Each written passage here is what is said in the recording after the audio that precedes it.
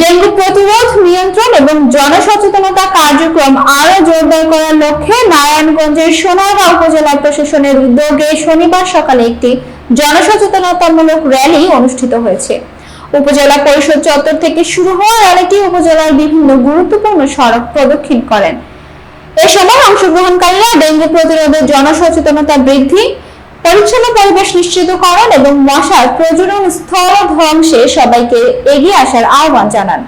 Staff reporter Mohammad নূর নবী Johnny জানান, র্যালিতে উপস্থিত ছিলেন সোনারগাঁও উপজেলা নির্বাহী কর্মকর্তা ইউএনও আসিফ আল জিনাত, উপজেলা বিএনপি সাধারণ সম্পাদক মোশাররফ হোসেন, যুগ্ম সাধারণ সম্পাদক ও মোগরাপাড়া ইউনিয়ন পরিষদের চেয়ারম্যান পদপ্রার্থী আতাউর রহমান সহ বিভিন্ন সরকারি দপ্তরের কর্মকর্তা কর্মচারী, সোনারগাঁও পৌরসভার কর্মকর্তা কর্মচারী, রাজনৈতিক নেতৃবৃন্দ, সামাজিক সংগঠনের সদস্য, শিক্ষক শিক্ষার্থী এবং স্থানীয় বাসিন্দারা।